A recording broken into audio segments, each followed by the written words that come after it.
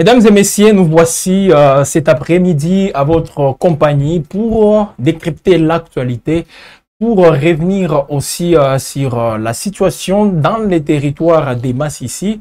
Comme vous le savez, mesdames et messieurs, depuis hier, plusieurs informations circulent, plusieurs informations font état aussi à des bombardements, les drones des FARDC qui auraient, une fois de plus, ciblé les positions de l'FCM 23 dans les territoires des Massissi, et ces mêmes drones auraient été à son tour frappés par les éléments de l'AFCM 23. Donc un drone abattu, c'est l'information qui a circulé toute la soirée d'hier, et plusieurs sources justement qui sont venues aussi pour démentir ces informations. On va en parler, surtout en faisant les points aussi dans les mêmes territoires, toujours à Massissi, où des combats sont signalés, et c'est entre l'AFCM 23 et les Wazalendo qui sont toujours là en appui aux forces armées de la République démocratique du Congo. Surtout aussi cette position du gouvernement congolais, les porte-paroles du gouvernement qui dit que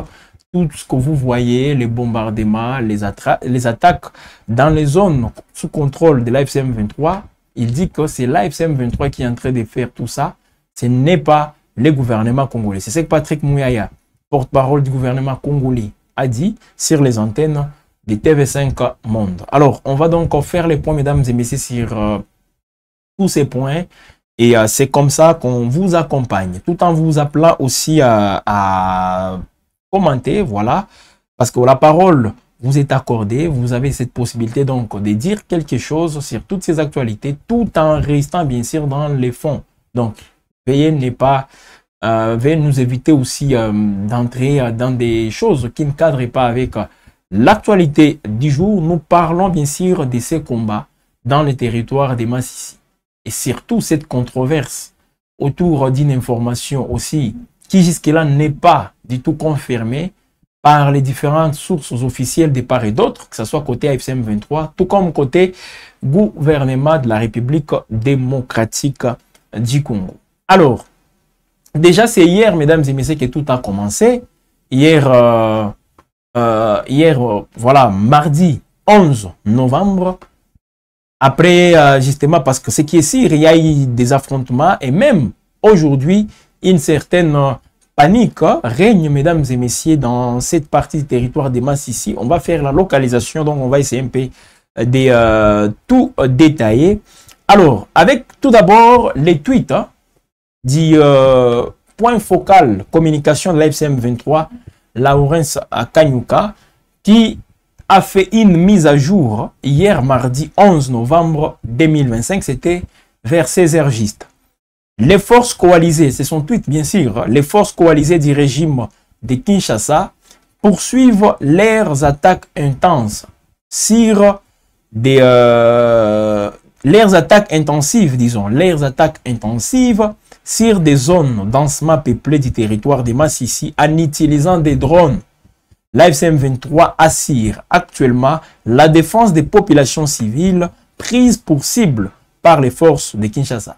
Et sur X, toujours, plusieurs comptes ont relayé, mesdames et messieurs, des images, comme vous pouvez les constater, des drones, non? Un drone abattu, je crois, avec la réalisation, on peut déjà vous montrer. Il y a même une page, Alliance Fleuve Congo, je crois, sur Facebook, qui a relayé les mêmes images. C'est l'image, voilà, comme vous le voyez là. Alors, la question qu'on peut se poser, est-ce que là, c'est dans le territoire des Massissi? Si oui, les drones de FARDC a été abattus par l'AFCM 23. Est-ce que là, nous sommes dans le territoire des Massissi? La question qu'on se pose tous, nous et vous. Voilà. Là, est-ce que c'est dans le territoire des Massissi? On peut y aller avec une autre page qui avait, donc c'est même l'origine, mesdames et messieurs, de cette image. Si on peut justement aller avec une autre page qui avait relayé cette photo, voilà, où on voit un drone justement endommagé après avoir été ciblé. Voilà l'image. Et c'est comme si c'est sur cette page, justement toujours sur Facebook, où on a soutiré cette image pour relayer ça en faisant croire à l'opinion que c'est dans les territoires des Massissi. Parce que si on voit les deux images, voilà, parce qu'on n'a pas encore justement eu des confirmations venant des sources officielles. Alors, la première image, voilà, c'est ici, comme vous voyez avec la réalisation. On a donc pris, pour cacher aussi la tenue, on a juste éliminé les soldats qui est tout juste à côté ici. Alors, la deuxième image, avec la réalisation, on peut aller avec une autre page. Voilà, c'est ici. Là, mesdames et messieurs, l'on voit bien sûr les soldats en tenue militaire. C'est le soldat à côté qui est en tenue militaire. Et c'est une photo justement qui date avec plusieurs vérifications de 2020. 2020. Au niveau des... Ça s'est passé en Azerbaïdjan. 2020 en Azerbaïdjan. L'image que vous voyez là-bas. Alors, si c'est vrai, parce que les tweets de Lawrence Kanyuka ne tombent pas aussi inaperçus, les tweets là qu'on vous a montré. Parce qu'il l'a fait pendant que les informations circulaient comme quoi l'AFC M23 a réussi à abattre un drone des FARDC. Donc, si le drone a été abattu, mais jusque-là, on n'a pas encore les images, on n'a pas aussi encore eu des précisions, surtout aux côtés de l'AFC M23, tout comme du gouvernement congolais. Mais ce qui est sûr, l'AFC M23, bien avant, hier matin, avait déjà fait un communiqué dénonçant, une fois de plus, les frappes des FARDC. Les FARDC qui sont en train d'attaquer leurs positions et en parlant même des zones densément peuplées qui sont visées par toutes ces frappes des forces armées de la République démocratique du Congo. Ça se passe au nord Kivu, ça se passe dans les territoires de Massissi au nord Kivu. Un drone abattu il y a quelques instants parce que plusieurs comptes, comme je le disais, par la batterie anti-aérienne de l'ARC. ARC, ça veut dire Armée révolutionnaire congolaise. C'est donc cette branche armée de l'AFC M23. Parce que quand on parle de cette batterie anti-aérienne, c'est juste un dispositif sophistiqué, capable d'éliminer des engins d'attaque aériens. Voilà. L'engin menaçait même des zones densément peuplées, donc les drones, comme l'AFC M23 l'avait dénoncé, disant que les FARDC sont en train de cibler les zones densément peuplées. Menace éliminée donc, selon plusieurs personnalités, plusieurs comptes aussi, les influents qui ont essayé un peu de les faire. Alors, jusque-là, on attend. Mais l'AFC M23, avec le communiqué d'hier de Lawrence Kanyuka, tout ça porte à croire, mesdames et messieurs, que justement, un drone des FARDC a été abattu. Mais jusque-là, on n'a pas encore vu l'image. Voilà, jusque-là, l'image n'est pas encore donnée. Mais c'est toujours les drones, c'est H4 qui interviennent dans ces zones-là. Alors, toujours dans les territoires des Massissi, mesdames et messieurs, maintenant avec les sources, les informations à notre possession, venant des sources aussi fiables, font état, mesdames et messieurs, des affrontements entre l'AFC M23 et les groupes armés locaux au village Ndete. Ndete, c'est dans le territoire des Massissi, toujours au nord Kivu. Des violents affrontements qui opposent, depuis hier mardi 11 novembre, l'AFC M23 justement aux groupes armés locaux au niveau du village Ndete, territoire des Massissi. Les combats qui ont éclaté tôt dans la matinée et ces combats, mesdames et messieurs, ou ces affrontements se poursuivent, plongeant donc la population civile dans une situation aussi dramatique. Voilà donc la population prise en étau entre les belligérants, subit des lourdes conséquences sur la survie et même ses biens. Donc, c'est difficile même d'être en vie, de se retrouver encore en train de respirer le matin pendant que vous vous retrouvez entre des belligérants. AFC M23 et les groupes armés locaux qui se sont mis ensemble justement pour bloquer ou pour mettre à mal l'AFC M23. Ici, on signale, mesdames et messieurs, des tirs qui sont donc attendus dès l'aube. Voilà, plusieurs sources locales justement qui parlent des tirs d'armes lourdes et légères entendus dès les premières heures de la journée en été. Ces sources évoquent même une offensive de l'AFC M23 visant à prendre le contrôle total du groupement Nyamaboko, dont plusieurs villages restent sous l'autorité des groupes armés alliés aux forces armées de la République démocratique du Congo.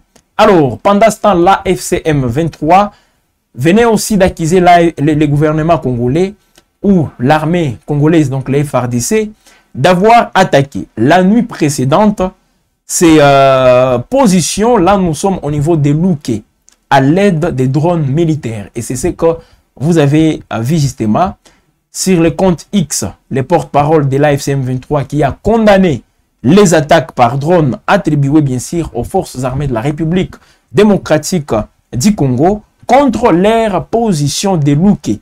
Il a aussi affirmé que le mouvement ne se contenterait plus de dénoncer ces violations du cessez-le-feu, mais qu'il s'engage désormais à protéger et défendre les civils de la zone. Et voilà, tout juste après, on a annoncé qu'un drone des FARDC a été abattu. Peut-être c'est dans le cadre justement de défendre la population que l'AFCM 23 l'a fait, parce que l'AFCM 23 ne cesse de dire qu'il est là aussi pour défendre la population. Alors, il y a déjà ces civils qui se retrouvent en difficulté, mesdames et messieurs, parce que les habitants, et à leur côté, les habitants sont en train d'accuser les deux camps, M23 et FARDC. Qui dit FARDC voit aussi tous ses soutiens avec les Ouazalendo. Comme quoi, les deux camps sont en train de leur rendre la vie impossible, très difficile même. Parce que si on peut revenir un tout petit peu, en arrière, le dimanche 9 novembre, on avait aussi annoncé, mesdames et messieurs, une attaque que l'AFCM 23 avait attribuée même au FARDC, qui aurait endommagé la toiture de 4 maisons à Kibehemula. Là, c'est dans la localité Rutoboko.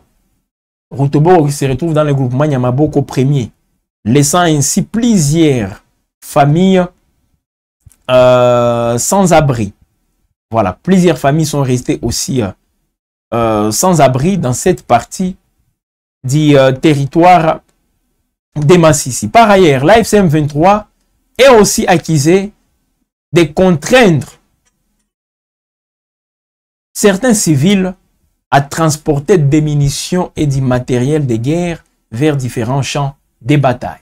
Voilà d'autres accusations. Donc on accuse d'une part les FARDC, d'autre part l'AFCM 23. Alors, mesdames et messieurs, il faut tout simplement le dire, ces violences rendre invivable, ça il faut le dire, une large partie du territoire de Massissi. Une grande partie en tout cas du territoire de Massissi aujourd'hui. On se réveille, la nuit passe et puis demain on ne sait pas comment encore, dans quelles conditions on va se réveiller. Tantôt ce sont les bruits des bottes qui vous obligent aussi à vous réveiller. C'est comme ça que ça se passe. Là c'est dans le territoire de Massissi. Parce que des milliers d'habitants, y compris mesdames et messieurs des personnes déjà déplacées, sont en train de fuir vers des zones jugées plus sûres. Voilà ce qui se passe dans cette partie du territoire de Massissi. Pendant ce temps, les pourparlers de Doha continuent parce qu'hier, plusieurs sources avaient même annoncé, mesdames et messieurs, la signature de l'accord cadre entre le gouvernement congolais et l'AFCM 23. Mais l'AFCM 23 dit être à Doha, mais l'interlocuteur, lui, n'est pas là. Donc le gouvernement congolais, la délégation du gouvernement congolais n'est pas à Doha. Bertrand Bisimwa l'a dit, parce que lui, il est à Doha, il a fait un tweet hier, dénonçant encore cette attitude du gouvernement congolais. Alors, avec la réalisation, on peut directement voir le tweet de Bertrand Bisimwa, coordonnateur adjoint de l'AFC M23, parce qu'hier, plusieurs sources ont annoncé, mesdames et messieurs, que l'accord sera signé, mais comme je l'ai dit dans l'émission, que l'accord, la signature ne va plus intervenir pour hier, parce que le gouvernement, la délégation du gouvernement congolais n'est pas à Doha. Et la délégation du gouvernement congolais fait des va-et-vient, Doha, Kinshasa, Doha, Washington, je ne sais pas pour quelle finalité. Alors Bertrand Bisimwa, il dit ceci: au moment où, à Doha, nous lassons d'attendre l'arrivée de la délégation de Kinshasa, donc ils sont en attente de la délégation de Kinshasa, ces régimes brillent par une double posture. Sur les médias, il porte un discours de paix. Sur le terrain, il pose des actes belliqueux et criminels qui compromettent tous les espoirs de paix. Voilà. Bertrand Bisimwa, lui qui est à Doha, et le gouvernement congolais, la délégation du gouvernement congolais finira aussi par être à Doha. Donc, peut-être il y avait, je ne sais pas, un petit changement d'itinéraire ou je ne sais pas quoi, mais ils finiront toujours par être là. Parce qu'il y a un médiateur qui est en train de jouer son rôle. Et je crois que toutes les parties vont être là pour obtenir, dans un premier temps, l'accord cadre. Et l'accord de paix pourra intervenir juste après. Mais jusque-là, on n'annonce pas, mesdames et messieurs, la signature d'un accord de paix. On parle plutôt d'un accord cadre. Parce qu'avec l'accord cadre, il faut se rassurer qu'un cessez-le-feu est aussi respecté sur terrain. Il faut se rassurer même certains points de la déclaration des principes sont enfin mis en pratique par toutes les parties. AFC M23, gouvernement congolais. Et là, nous insistons aussi sur la bonne foi de part et d'autre. Alors, qu'est-ce que vous pensez, mesdames et messieurs, de tout ce qui se passe? Surtout, ces informations, plusieurs sources dans le territoire de Massissi qui avaient annoncé, mesdames et messieurs, que les rebelles de l'AFC M23 auraient abattu un drone de l'armée congolaise. Je l'ai bien dit. Cette information, mesdames et messieurs, n'est pas encore confirmée par même le mouvement lui-même, l'AFC M23, de manière officielle. C'est peut-être par des comptes interposés, des médias interposés, que cela est en train d'être annoncé. Parce que dans un communiqué qu'on vous a montré, le tweet de Lawrence, le M23 accusait plutôt les FARDC de mener des attaques intensives sur les zones aussi densément peuplées. Alors, le gouvernement congolais, pour sa part, nie totalement toutes ces accusations. Le gouvernement congolais n'est pas responsable des bombardements dans l'Est, selon Patrick Mouyaya. Il dit ceci: ceux qui bombardent sont les occupants. Qui dit des occupants? Voilà l'AFC M23.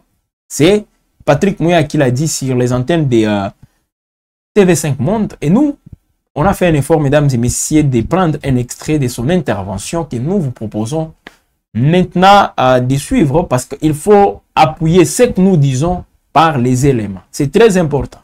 Patrick Mouyaya, porte-parole du gouvernement congolais, est ici. On est les responsables. Donc vous n'êtes pas responsable des bombardements Écoutez, ceux qui bombardent, ceux qui tuent sont ceux qui aujourd'hui sont les occupants et leurs supplétifs. Vous n'avez qu'à regarder. Vous renvoyez la balle en fait. La question, c'est pas de renvoyer la balle. La question, c'est que nous avons, nous... Voilà, mesdames et messieurs, Patrick Mouyaya, porte-parole du gouvernement congolais que vous venez de suivre dans cet extrait. Il dit que le gouvernement congolais n'est pas justement à la base de tous ces bombardements. Voilà, tout ce qui se passe aujourd'hui.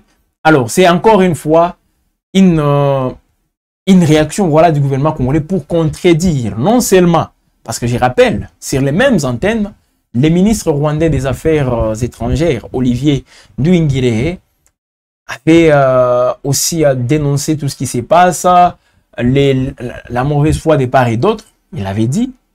Mais là, c'est Patrick Mouyaya qui évoque aussi, qui contredit, voilà, tout ce qui s'est dit, voilà, comme quoi le gouvernement congolais n'est pas en train de respecter ce qu'il prend comme engagement au niveau des Doha, tout comme au niveau de Washington. Alors vous, qu'est-ce que vous pensez, mesdames et messieurs? Je vais me tourner vers vous pour voir aussi quelques commentaires, voilà, par rapport à cette situation. Faustin Massangoulé, Papa Lobela Bango, Bazakaka, Bakimate peut-être. Anissé qui nous dit la RDC nous appartient. On va libérer tous les espaces occupés si les Rwandais ne se retirent pas. Kabeya Kabeya, bonjour mon frère, je vous suis depuis Kinshasa. Merci justement de nous suivre depuis Kinshasa. Vous qui êtes aussi en train de nous suivre et vous voulez dire quelque chose sur cette situation, vous voulez dire quelque chose sur ces affrontements. En tout cas, vous avez la parole. Wab Info vous donne la parole pour que vous puissiez aussi donner votre point de vue. Parce que ce sont les combats qui sont signalés jusque-là. Et pourtant, nous sommes dans une phase où on doit assister au respect du cessez-le-feu. Mais quand le cessez-le-feu n'est pas respecté, je ne sais pas comment est-ce que les engagements pris à Doha, tout comme à Washington, seront respectés sur terrain. Donc, avec les bruits des bottes, c'est toujours très compliqué de parler de la paix.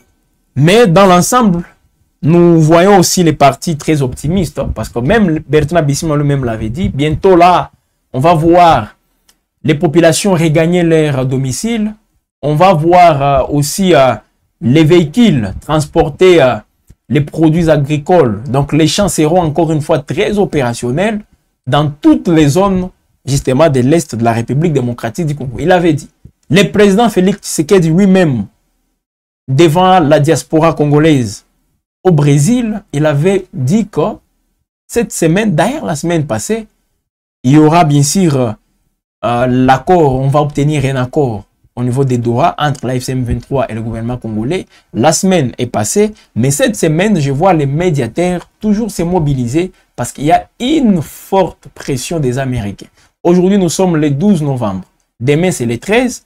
Et c'était aussi une date très attendue. Mais officiellement, il faut le dire, les deux présidents, que ce soit Kagame, que ce soit Félix Tshisekedi, c'est comme si ils n'ont pas encore reçu les invitations pour aller à Washington, parce que la rencontre de Washington sera tout d'abord précédée, mesdames et messieurs, par la signature d'un accord à Doha. Ben, le président Félix Tshisekedi, qui n'a pas fait, en tout cas, il ne s'est plus déplacé pour aller assister à la commémoration du 50e anniversaire de l'indépendance de l'Angola. Il est représenté par la première ministre Judith Suminwa. Ça veut dire qu'il a toujours un agenda caché. Ça, il faut le dire.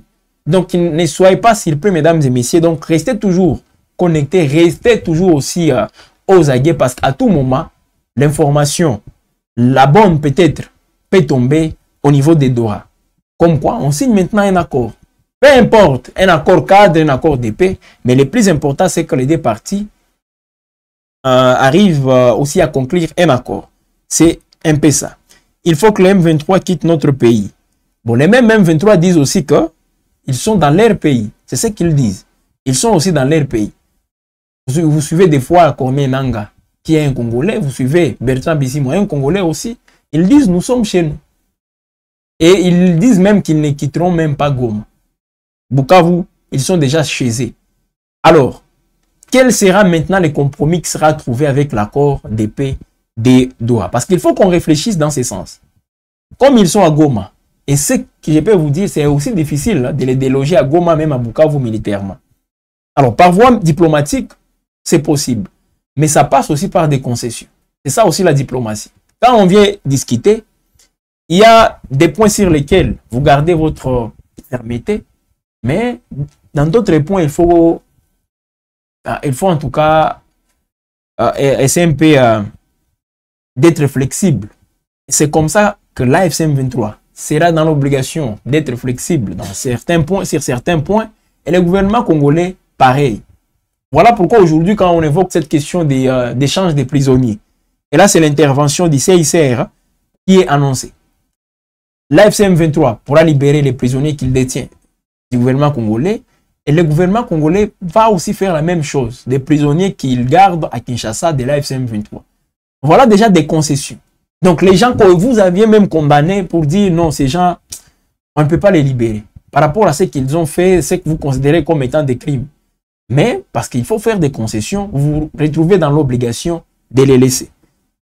C'est comme ça. Donc c'est ça aussi la diplomatie, mesdames et messieurs.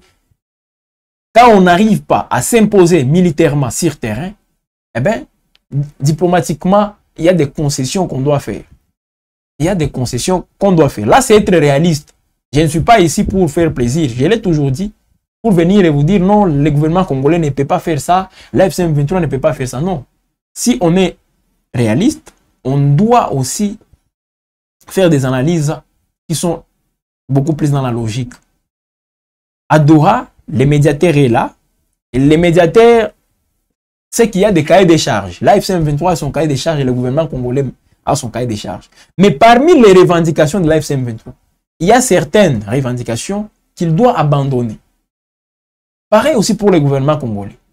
Posez-vous des questions. Le gouvernement congolais qui insistait, dès le départ, en disant ceci, s'il s'agit de discuter avec la FCM23, qu'il libère d'abord les zones qu'il occupe. Mais aujourd'hui, ils sont en train de discuter pendant que la FCM23 occupe toujours ces zones. Voilà un peu la réalité du terrain. Ça se passe en République démocratique du Congo. Pendant ce temps, les gens vivent à Goma, les gens vivent à Bukavu, bien qu'il peut y avoir quelques dérapages, ça ne manque pas. Et ça, je dois vous le dire. C'est un régime aussi, donc avec la rébellion, il ne faut pas aussi attendre à ce qu'il soit, comment dire, donc que ce soit une démocratie, une totale démocratie. Et cette totale démocratie règne dans les zones occupées. Non. À un certain moment, c'est la rébellion. C'est la rébellion. Donc, c'est un peu ça. Mais, les gens vivent à Goma, les gens sont là, les compatriotes, à Bukavu, au niveau même des Rutshuru, Masisi, Nyiragongo, une partie, j'ai parlé des Rutshuru, bien sûr, et dans d'autres territoires aussi, Kivu Kalehe, Kabare, Walungu. Hein, les gens qui nous suivent aussi des Walungu, les gens qui nous suivent à Mwenga. Comment vous allez à Mwenga? Comment la vie se passe là-bas? Voilà. Ça fait longtemps que les gens de Mwenga nous écrivent, nous envoient plus de messages. Alors, on est toujours là aussi en train de vous accompagner. Donc, la guerre, mesdames et messieurs, comme nous le disons tous les jours, la guerre a aussi ses conséquences.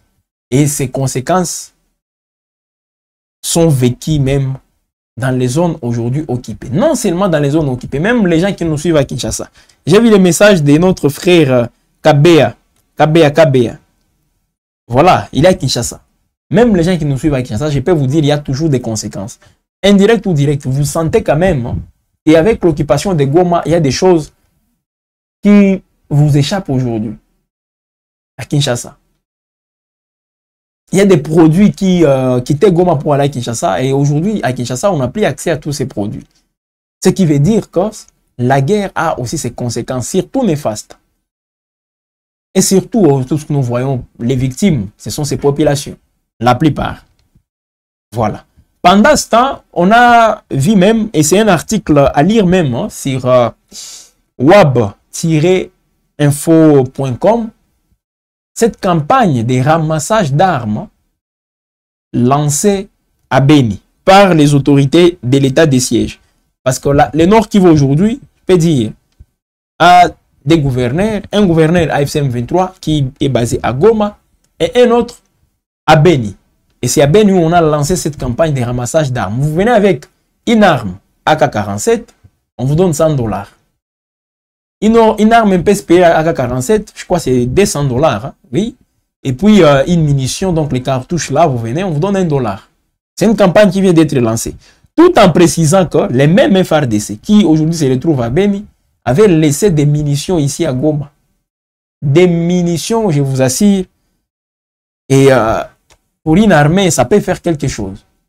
C'est ces mêmes autorités qui lancent la campagne de ramassage d'armes.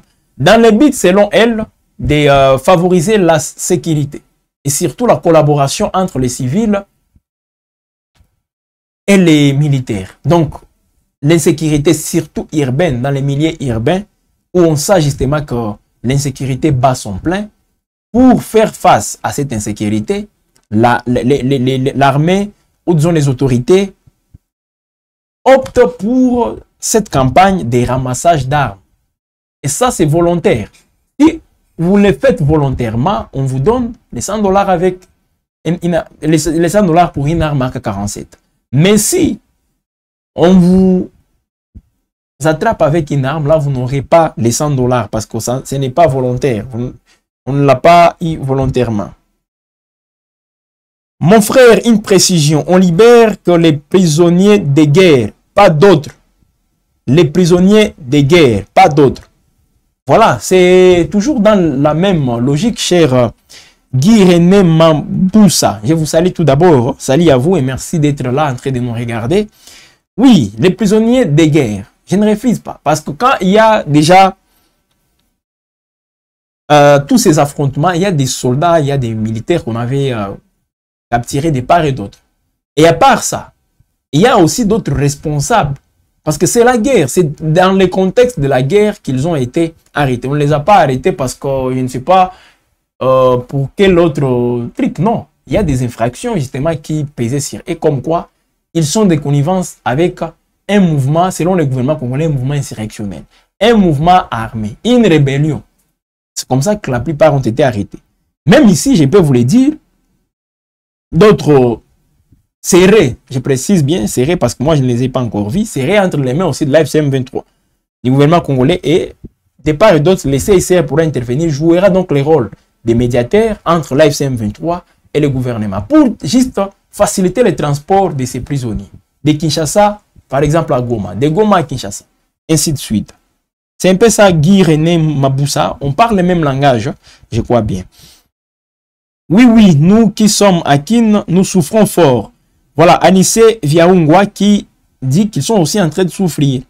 Il me donne donc raison. Quand je dis que cette guerre a des conséquences, mesdames et messieurs, et les premières victimes, ce sont les populations, surtout bien les Congolais. Les Congolais sont les premières victimes. Heureusement, Anissé vient de confirmer. Voilà, mesdames et messieurs, la réalité aussi, sur terrain, tout ce qui se passe. À Massi, si je précise, des combats entre les Ouazalendo. Donc, c'est plutôt un groupe, des groupes armés. Aujourd'hui, qui s'affrontent à l'AFCM 23. Ils se sont mis ensemble justement pour affronter, pour faire face à l'AFCM 23 dans les territoires de Massissi. Alors, les bilans, jusque-là, on n'a pas encore eu les bilans, mais il y a encore un déplacement massif des populations. Les gens se déplacent pour aller dans des milieux un peu sûrs où il y a cette accalmie. Mais c'est toujours très compliqué. Donc, de partout où vous nous suivez, mesdames et messieurs, nous vous appelons encore une fois à vous abonner. Si c'est pour vous la première fois de nous suivre, abonnez-vous. Chaque fois quand il y aura de nouvelles productions en direct, comme maintenant nous sommes en direct, il est 13h56 bonnes minutes à Goma. Nous sommes donc en direct sur WAB Info. Et vous qui êtes en train de nous suivre, nous sommes très heureux. Il est donc 12h56 à Kinshasa, une heure de plus dans la partie est de la République démocratique du Congo. Vous êtes nombreux en train de nous suivre. Si vous n'êtes pas encore abonné, vous ratez beaucoup de choses. Abonnez-vous sur WAB Info, activez la cloche de notification. Là, facilement, mesdames et messieurs, vous serez toujours alertés lorsqu'il y aura de nouvelles productions. Aimez, partagez et surtout commentez. Nous vous appelons aussi à visiter nos plateformes numériques. Donc, nous sommes partout. Nous sommes sur X, WAB Info. Nous sommes sur Facebook. Et là même, il y a un live justement sur Facebook, toujours avec cette émission qui passe pour vous montrer que WAB Info, c'est toujours un média qui vous accompagne. Et ça nous fait toujours aussi du bien de vous savoir aussi nombreux entrer à nous regarder. Ingénieur Patrick Mupenda, depuis voilà, site Kivu, je crois, il est au site Kivu. Il nous écrit aussi. Voilà, merci Patrick, ingénieur Patrick Mupenda, de nous suivre aussi. Et comment vous vous portez là-bas au site Kivu? C'est aussi bon quand même, quand on reçoit vos feedbacks, quand vous nous dites justement ici, il y a ça, il y a ça, il y a ça. C'est toujours très important parce que nous formons déjà une communauté. Moi, j'appelle ça une communauté WAB Info, réunie autour de la vraie, la bonne information. Voilà. On est à la fin, mesdames et messieurs, de ce décryptage. Merci à Thomas Zawadi qui nous a réalisé. Derrière lui, il y avait une grande équipe WAB Info pour aussi rendre ce travail aussi acceptable auprès de vous. Mesdames et messieurs, c'est comme ça qu'on est en train de vous accompagner. Restez donc connectés. Vous allez suivre les soirs une grande édition des nouvelles, des informations, voilà, sur WAB Info. Nous sommes donc au cœur de l'actualité. Je répète, n'hésitez pas de visiter WAB Info sur Facebook, sur X, sur TikTok, on est partout. Et sur YouTube, à vous de vous abonner maintenant pour ne rien rater. Sur Facebook, vous pouvez juste suivre la page et à tout moment, lorsqu'il y aura des nouvelles, vous serez parmi les premiers à être servis. Bonne suite du temps chez vous et surtout, restez connectés.